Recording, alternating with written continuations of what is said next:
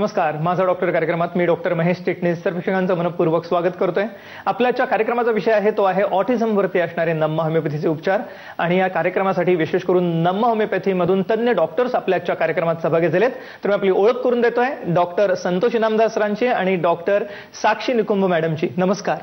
नमस्कार। दोन्ही डॉक्टर्स आपल्याच्या कार्यक्रमामध्ये सहभागी झालेत। विशेष करून आज वर्ल्ड ऑटिझम डे आहे, त्या निमित्ताने आपल्याला ऑटिझमवरती असणाऱ्या नम्मा होमिओपॅथीच्या उपचारांविषयी मार्गदर्शन हे दोन्ही तज्ञ डॉक्टर करणार आहेतच। पण सर्वप्रथम प्रेक्षकांसाठी नम्र निवेदन, नम्मा होमिओपॅथी आता महाराष्ट्रात सर्वत्र कार्यरत आहे। मला आवर्जून सांगावंसं वाटतं की या ठिकाणी एकत्रितपणे एका छताखाली सर्व प्रकारच्या आजारांसाठी आपल्याला ठोस उपचार उपलब्ध आहेत। सर्वोत्तम स्वरूपाचे, सुरक्षित, आरोग्यदायी स्वरूपाचे असे उपचार आपल्याला आता मिळणार आहेत नम्मा होमिओपॅथीमध्ये संपूर्ण महाराष्ट्रभर। विशेष करून मुंबईमध्ये दादर या ठिकाणी, त्याच अनुषंगाने ठाणे, पुणे, या व्यतिरिक्त पश्चिम महाराष्ट्रासाठी सोलापूर, कोल्हापूर, उत्तर महाराष्ट्रासाठी नाशिक आहे, विदर्भासाठी आहे अकोला आणि नागपूर, आणि मराठवाड्यासाठी आहे नांदेड आणि छत्रपती संभाजीनगर या ठिकाणी। आपल्या सर्वांना माहित आहेच की गेल्या काही वर्षांमध्ये जीवनशैलीशी निगडीत हे आजार बळावलेले आहेत, ज्याच्यामध्ये डायबिटीस म्हणजे मधुमेह हा सर्वप्रथम येतोच, पण त्याच अनुषंगाने उच्च रक्तदाब म्हणजे हायपरटेन्शन झालं, हार्ट डिसीज झाला, किंवा त्याच अनुषंगाने पॅरालिसिस, स्ट्रोक सारखी समस्या आहे जी उतार वयात आपल्याला भेडसावू शकते। पण याच अनुषंगाने इतरही विविध आजार ज्याच्यामध्ये पोटविकार आहेत, ऍसिडिटी, आम्लपित्त, बद्धकोष्ठता किंवा कोलायटिस सारखे आजार आहेत, पाइल्स फिशर्स सारखे आजार आहेत ज्याला मूळव्याध भगंदर असे संबोधलं जातं।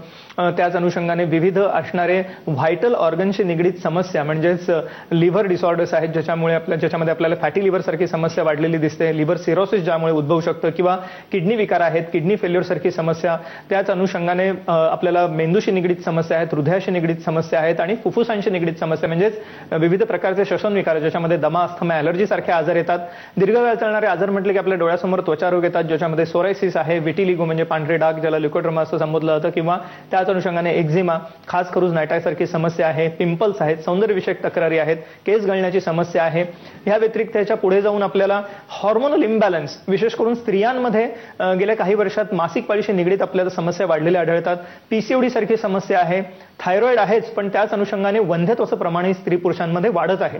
याच अनुषंगाने आपल्याला माहितीच आहे की कोरोना नंतर विविध प्रकारची सांधेदुखी, मानपाठ, कंबरदुखी ह्याचंही प्रमाण आपल्याला वाढलेलं आढळतं। वयोमाना परत होणारा संधिवात, गुडघेदुखी आहेच, पण त्याच अनुषंगाने रुमेटॉइड आर्थरायटिस म्हणजे आमवात, गाऊट सारखी समस्या, किंवा ऑटोइम्युन आजार ज्याच्यामध्ये अँकिलोजिंग स्पॉन्डिलायटिस आहे, ह्या समस्या आपल्याला वाढलेल्या आढळतात। आणि त्याच व्यतिरिक्त सायटिका, स्लिप डिस्क सारखे जे आजार आहेत ज्यामुळे मानपाठ, कंबरदुखी उद्भवू शकते, ते ह्या सर्व आजारांसाठी ठोस उपचार आपल्याला नम्मा होमिओपॅथीमध्ये मिळणार आहेतच। याच अनुषंगाने मला सर्व प्रेक्षकांना आवर्जून सांगावं वाटतं की बालकांशी निगडीत समस्यांचं प्रमाण गेल्या काही वर्षात आपल्याला खूप वाढलेलं आढळतं, ज्याच्यामध्ये विशेष करून न्यूरो डेव्हलपमेंटल डिसऑर्डर्स आहेत, म्हणजेच ऑटिझम सारखी समस्या गेल्या काही वर्षात खूप वाढलेली दिसते।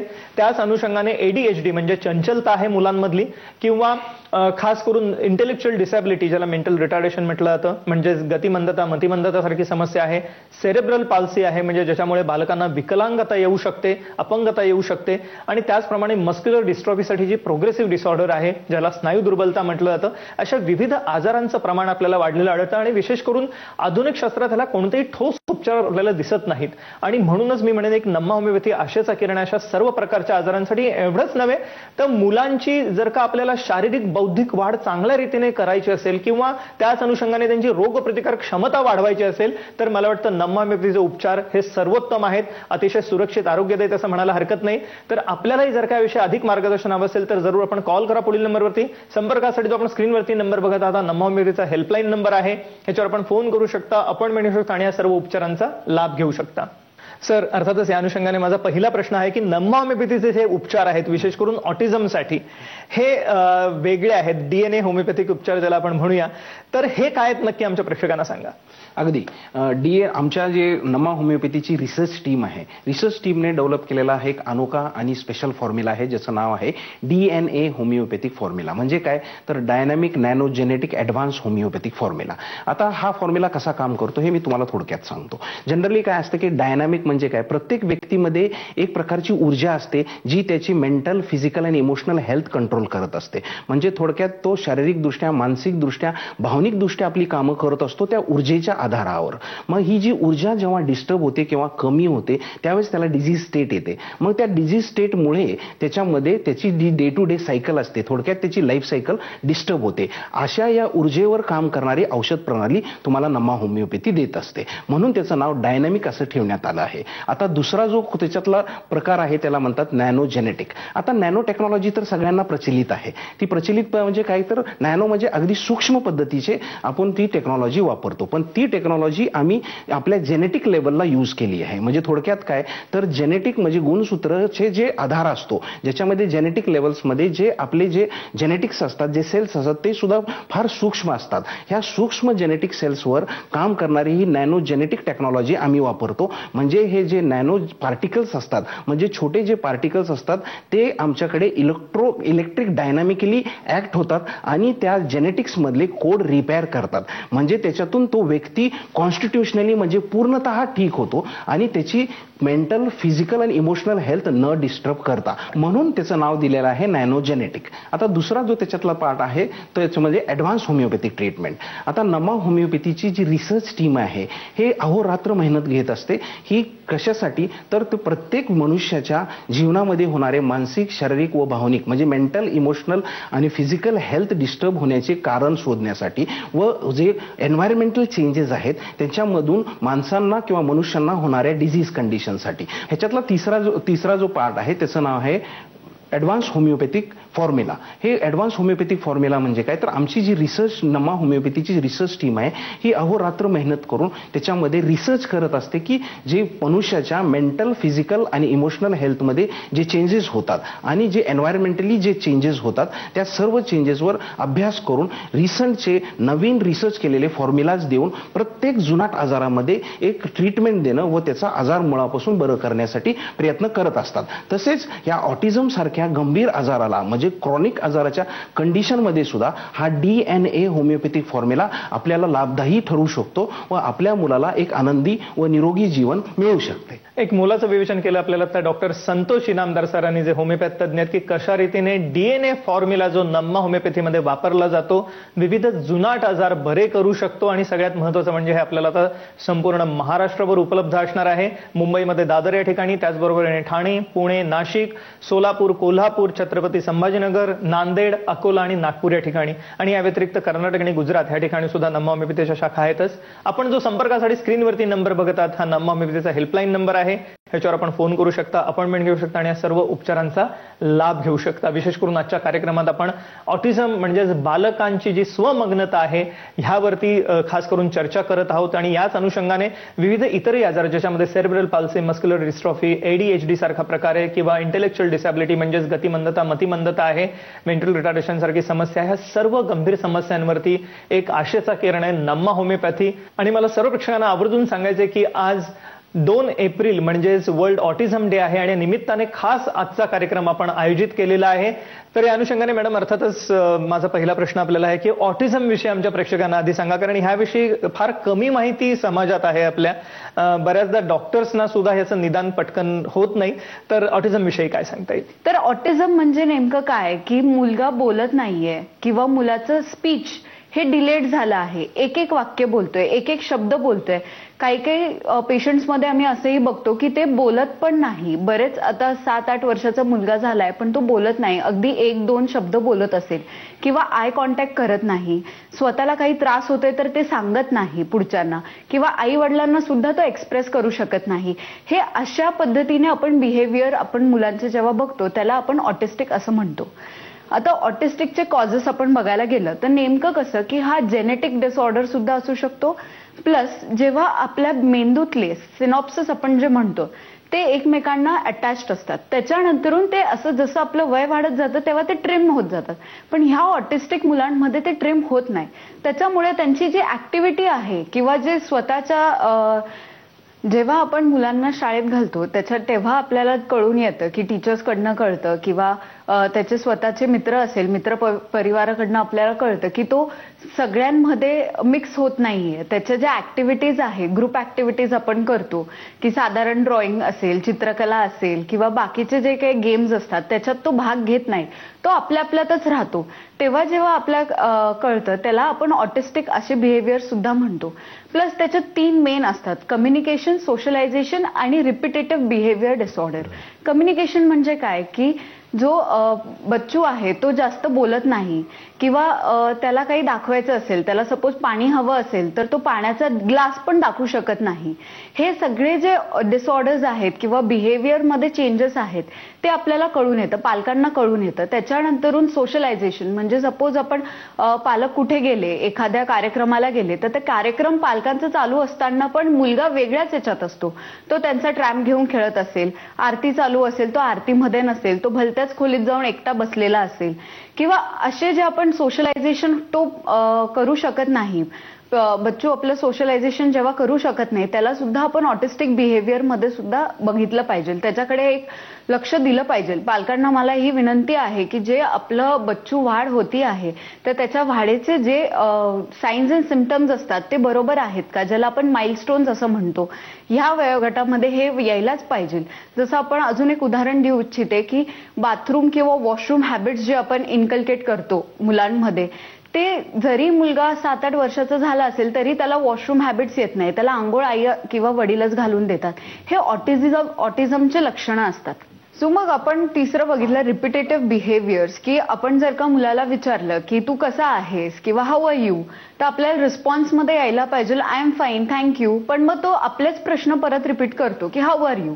हे सुद्धा एक बिहेवियर डिसऑर्डर मध्ये मानलं जातं. प्लस रिपिटेटिव्ह तेच काम करणं, जर का गाडी घेतली तर गाडींच्या पायांसोबत खेळणं, व्हील सोबत खेळणं, वरती पंख्याला बघून गोल गोल फिरणं किंवा एकच गोष्टी, त्यांना जर का खूप लाऊड नॉईज किंवा आवाज आवडत असेल तर तीच गाणे वारंवार म्हणणं, तेच वाक्य रिपीट करणं, हे रिपिटेटिव्ह डिसऑर्डर सुद्धा असतात. तर असे जेव्हा आमच्याकडे केसेस येतात, जेव्हा पालक आमच्याकडे येतात हे साईन्स अँड सिम्पटम्स घेऊन, तेव्हा आम्ही त्यांची एक सखोल हिस्ट्री घेतो. पॅरेंट्सचा काही आधी आहे का, जेनेटिक्स ते डिसऑर्डर्स आधी होते का ते बघतो. परत त्याच्यानंतरून बच्चूचं त्यांची हिस्ट्री घेतो, लहानपणापासून ते आतापर्यंत त्यांचे बिहेवियर्समध्ये काय काय चेंजेस आहे. कधी कधी आम्ही त्यांच्याकडनं एक व्हिडिओ सुद्धा काढून घेतो बच्चूसचे, की ते कसे ऍक्टिव्हिटीज करतात, काय करतात, हे सुद्धा आम्ही एक सखोल हिस्ट्री घेऊन त्याच्यावरती आमचा जो फॉर्म्युला आहे DNA फॉर्म्युला, तो आम्ही त्याच्या पद्धतीने औषधं त्यांना देतो. आपण आता जाणून घेतलं डॉक्टर साक्षी निकुंभ मॅडमकडनं की कशा रीतीने आपण ऑटिझम सारख्या समस्येवरती मात करू शकतो DNA होमिओपॅथिक फॉर्म्युलाद्वारे. आणि हे फॉर्म्युला आपल्याला उपलब्ध असणार आहेत नम्मा होमिओपॅथीमध्ये, जी संपूर्ण महाराष्ट्रात कार्यरत आहे. मुंबईमध्ये दादर या ठिकाणी, त्याचप्रमाणे ठाणे, पुणे, नाशिक, छत्रपती संभाजीनगर, नांदेड, सोलापूर, कोल्हापूर, अकोला आणि नागपूर या ठिकाणी. या व्यतिरिक्त कर्नाटक आणि गुजरात या ठिकाणी सुद्धा नम्मा होमिओपॅथीच्या शाखा आहेतच. आपण संपर्कासाठी त्यांचा स्क्रीनवरती नंबर बघत आहात. या कार्यक्रमाच्या अनुषंगाने मला सर्वच प्रेक्षकांना सांगायचं की नम्मा होमिओपॅथीने केलेल्या वैद्यकीय क्षेत्रातील कामगिरीबद्दल त्यांना विविध प्रकारचे मानसन्मान देऊन पुरस्कृत करण्यात आलेला आहे, ज्याच्यामध्ये विशेष करून आपले महाराष्ट्राचे मुख्यमंत्री श्री एकनाथजी शिंदे साहेब, त्याच अनुषंगाने माननीय उपमुख्यमंत्री श्री देवेंद्रजी फडणवीस आणि माजी आरोग्यमंत्री राजेश टोपे यांच्या हस्ते सत्कार त्यांचा झालेला आहेच. पण त्याच अनुषंगाने पुढे जाऊन मला सांगावंसं वाटतं की विविध कला क्षेत्रातील मान्यवर, ज्याच्यामध्ये विशेष करून श्री गोविंदाजी आहेत, अनुपम खेर आहेत, त्याच अनुषंगाने डॉक्टर गिरीश ओक आहेत, स्वप्नील जोशी आहेत, यांनीही नम्मा होमिओपॅथीचं कौतुक केलेलं आहे. आणि या ठिकाणी अतिशय संशोधनपूर्ण असे होमिओपॅथिक उपचार हे सर्व प्रकारच्या आजारांसाठी आता सर्वसामान्य रुग्णांना उपलब्ध आहेत. तर जरूर आपण कॉल करा पुढील नंबरवरती. संपर्कासाठी जो आपण स्क्रीनवरती नंबर बघत आहात, नम्मा होमिओपॅथीचा हेल्पलाईन नंबर आहे, ह्याच्यावर आपण फोन करू शकता, अपॉइंटमेंट घेऊ शकता आणि या सर्व उपचारांचा लाभ घेऊ शकता. डॉक्टर संतोष, माझा पुढचा प्रश्न अर्थातच आपल्याला की ऑटिझम विषयी आज अनेक समज गैरसमज आपल्याला दिसतात, काय सांगता येईल याविषयी? पहिला आणि मोठा गैरसमज ऑटिझमच्या बाबतीत आहे की तो लहानपणीचा आजार आहे, जसा त्याचं वय वाढेल तसा तो आजार कमी होऊन जाईल. हा एक मोठा गैरसमज आहे. हे असं न संबोधता याला राईट लाईन ऑफ ट्रीटमेंट घेणं गरजेची असते. दुसरा गैरसमज असा असतो की पॅरेंट्स जे असतात, म्हणजे त्याचे आई आणि वडील असतात, ते एक गिल्ट फील्डमध्ये असतात किंवा एक नैराश्यमध्ये असतात की आमचं काहीतरी चुकलंय आणि त्याच्यामुळे आमच्यामधलं त्याच्यामध्ये जीन्स आले किंवा काहीतरी झालं, आमच्यामध्ये काहीतरी झालं आणि माझ्या मुलाला असं झालं. तर हा असा सुद्धा काही प्रकार नसून त्याच्यामध्ये राईट लाईन ऑफ ट्रीटमेंट म्हणजेच थोडक्यात नमा होमिओपॅथीचा जो रिसर्च केलेला फॉर्म्युला आहे त्याची ट्रीटमेंट जर घेतली तुम्ही, ज्याचं नाव आहे DNA होमिओपॅथिक फॉर्म्युला, तर तुमच्या मुलाला सुद्धा एक नॉर्मल आयुष्य मिळू शकतं. काही केसेसमध्ये आम्हाला असंही पाहायला मिळालंय की काही पालकं म्हणतात की बाबा ह्याचे नेहमी वॅक्सिन घेतलं किंवा कुठला तरी डोस घेतला आणि त्याच्यानंतर ऑटिझम झालं. परत काही लोक पॅरेंट्स असे म्हणतात की तो अँटी सोशल आहे, त्याला फक्त अभ्यासामध्येच थोडं कळत नाही, बाकी तो त्याला फ्रेंड्सला भेटायला वगैरे आवडत नाहीये. मग ह्या छोट्या छोट्या गोष्टी आहेत. काही पॅरेंट्सला तर असं वाटतं की आपला मुलगा जो आहे हा मेंटली रिटार्डेड आहे आणि त्याला एक वेगळ्या स्कूलमध्ये ठेवायला पाहिजे. पण असं नसून तुमचा मुलगा मेंटल रिटार्डेड नसून तो एक नॉर्मल स्कूलमध्ये सुद्धा जाऊ शकतो. फक्त त्याला एक योग्य पद्धतीची ट्रीटमेंट घेणं गरजेची असते.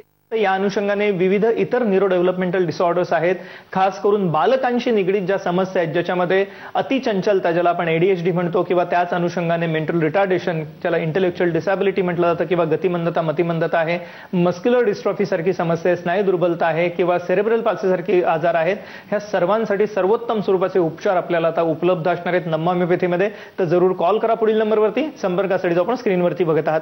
मॅडम, या अनुषंगाने मला आपल्याला विचारायचे की एकंदरीत असे विविध आजार जे बालकांशी निगडीत आहेत ह्याविषयी कशा रीतीने उपचार दिले जातात आणि एकंदरीतच बालकांची शारीरिक बौद्धिक क्षमता वाढवायची असेल, रोगप्रतिकारक क्षमता जर का चांगली करायची असेल तर नमा होमिओपॅथी मला वाटतं सर्वोत्तम आहे. काय सांगता येईल? जसंच मी आधी तुम्हाला ऑटिझम बद्दल सांगितलं तसंच त्याच्या निगडीत बाकीचेही आजार आहेत. ते म्हणजे ADHD, attention deficit hyper active disorder. म्हणजे पोरगा एका जागेवर बसून जास्त वेळ अभ्यास करू शकत नाही, त्याचं लक्ष लागत नाही, कॉन्सन्ट्रेशन होत नाही, एक काम सांगितलं की तो दुसरंच काम करतो. त्याच्यासोबतच मस्क्युलर डिस्ट्रॉफी म्हणजे आपण जे म्हणतो की स्नायू वीक होत जातात तशी ती नंतरून विकलांगता पण येऊ शकते मुलांमध्ये. त्याच्यासोबत आपण सेरिब्रल पाल्सी म्हणजे जन्मातच मेंदूमध्ये ऑक्सिजनची कमतरतामुळे की पोरगा अपंग किंवा मेंटल रिटार्डेशन मध्ये सुद्धा जाऊ शकतो. तर मला ह्या कार्यक्रमाद्वारे सगळ्या पालकांना हेच सांगू इच्छिते की तुम्ही जर का तुमच्या बाल्यामध्ये हे सगळे सायन्स अँड सिम्पटम्स बघत असाल तर नक्कीच नमाला भेट द्या. आमचा जो DNA फॉर्म्युला आहे त्यासोबत आम्ही तुमच्यापर्यंत पोहोचून नक्कीच त्याच्यावर ट्रीटमेंट करू इच्छितो. प्लस त्याच्यासोबत आम्ही हेही सांगू इच्छितो त्याची रोगप्रतिकार शक्ती प्लस क्वालिटी ऑफ लाईफ सुद्धा वाढू शकते. तर प्लीज जरूर आम्हाला भेट द्या आणि त्याच्यावर आम्ही नक्कीच उपचार करू शकतो. आपण आता जाणून घेतलं की कशा रीतीने DNA फॉर्म्युला जो नमा होमिओपॅथीमध्ये आपल्याला आता उपलब्ध आहे, ज्याद्वारे आपण विविध प्रकारच्या बालकांशी निगडीत समस्या आहेत ज्याच्यामध्ये विशेष करून न्यूरो डेव्हलपमेंटल डिसऑर्डर म्हणजेच ऑटिझम आहे, सेरेब्रल पाल्सी आहे किंवा त्याच अनुषंगाने मस्क्युलर डिस्ट्रॉफी सारखी समस्या आहे, स्नायू दुर्बलता ज्याला म्हटलं जातं, गतिमंदता मतिमंदता आहे आणि विशेष करून ऑटिझमसाठी सर्वोत्तम स्वरूपाचे उपचार आपल्याला या ठिकाणी उपलब्ध असणार आहेत जे अतिशय सुरक्षित आणि आरोग्यदायी आहेत. म्हणजे कोणतेही साईड इफेक्ट्स ह्याच्यामध्ये नाही आहेत. त्यामुळे मला आवर्जून सर्व पालकांना मी ह्या कार्यक्रमाच्या द्वारे आवाहन करू इच्छितो की आपल्याला जर बालकांमध्ये अशा कोणत्याही प्रकारच्या समस्या असतील तर आपण निराश होऊ नका. जरूर त्यासाठी नमा होमिओपॅथीला भेट द्या आणि त्यासाठी कॉल करा पुढील नंबरवर, संपर्कासाठी जो आपण स्क्रीनवरती बघत आहात. सर, अर्थातच या अनुषंगाने जाता आमच्या प्रेक्षकांना काय सांगायला आवडेल? अगदी जाता जाता मला प्रेक्षकांना एवढंच सांगू इच्छितो की ज्या पालकांमध्ये ज्यांच्या बाल्यांमध्ये किंवा मुलांमध्ये ऑटिझम आहे अशा पालकांनी निराश न होता, जनरली काय पाहायला मिळतं आपल्याला की पालक खूप प्रयत्न करतात, औषध उपचार घेतात, पण मात्र त्यांना म्हणावे असे रिझल्ट्स येत नाहीत. मग अशा वेळेस रिझल्ट्स न आल्यामुळे एक प्रकारचं नैराश्य त्या पालकांमध्ये निर्माण होतं आणि मग त्याच्यातून ते ट्रीटमेंट बंद होतात. तर अशा लोकांसाठी मी जाता जाता फक्त एकच सल्ला देऊ इच्छितो की नमा होमिओपॅथीने रिसर्च केलेला आमचा एक अनोखा आणि स्पेशल फॉर्म्युला आहे ज्याचं नाव आहे DNA होमिओपॅथिक फॉर्म्युला. या फॉर्म्युल्याच्या द्वारे जेव्हा आम्ही ऑटिझमचे पेशंट्स ट्रीट करतोय तर त्याच्यामध्ये चांगले रिझल्ट्स येत आहेत. तुमच्या सुद्धा मुलाला एक चांगला रिझल्ट येऊ शकतो, त्याची क्वालिटी ऑफ लाईफ चांगली सुधरू शकते, त्याची इम्प्रूव्हमेंट्स होऊ शकतात व तो एक निरोगी व आनंदी जीवन जगण्यामध्ये त्याला मदत होऊ शकते. एक मोलाचा सल्ला दिला आपल्याला आता दोन्ही डॉक्टरांनी जाता जाता, विशेष करून डॉक्टर संतोष इनामदार आणि डॉक्टर साक्षी निखुंब जे नमा होमिओपॅथीमध्ये कार्यरत आहेत, होमिओपॅथ तज्ज्ञ आहेत. आणि ह्या कार्यक्रमाद्वारे मला सर्वच प्रेक्षकांना सांगायचं आहे की आपल्याला कोणत्याही स्वरूपाची बालकांशी निगडीत समस्या असो आपण निराश होऊ नका. आज सर्वोत्तम स्वरूपाचे उपचार जे अतिशय सुरक्षित आणि आरोग्यदायी आहेत. हे महत्वाचं आहे की ह्याला कोणतेही साईड इफेक्ट्स नाही आहेत. ह्या ट्रीटमेंटद्वारे आपण विविध प्रकारच्या ह्या ऑटिझम सारखी समस्या असो किंवा त्याच अनुषंगाने सेरेब्रल पाल्सी आहे, मस्क्युलर डिस्ट्रोफी आहे, मेंटल रिटार्डेशन म्हणजे इंटेलेक्च्युअल डिसॅबिलिटी आहे, गतिमंदता मतिमंदता आहे, अशा सर्व समस्यांवरती मात करू शकतो. विशेष करून ADHD म्हणजे अतिचंचलता आहे मुलांमधली, यासाठी सुद्धा सर्वोत्तम स्वरूपाचे उपचार आपल्याला ठिकाणी उपलब्ध असणार आहेत. फक्त याचा लाभ घेण्यासाठी आपल्याला कॉल करायचा आहे पुढील नंबरवर. संपर्कासाठी जो आपण स्क्रीनवरती नंबर बघत आहात हा नमा होमिओपॅथीचा हेल्पलाईन नंबर आहे. ह्याच्यावर आपण फोन करू शकता, अपॉइंटमेंट घेऊ शकता आणि ह्या सर्व उपचारांचा लाभ घेऊ शकता. डॉक्टर साक्षी निकुम आणि डॉक्टर संतोष इनामदार सर, तुम्ही आजच्या कार्यक्रमात सहभागी झालात आणि अमूल्य मार्गदर्शन केलं त्याबद्दल मनपूर्वक आभार. धन्यवाद. धन्यवाद.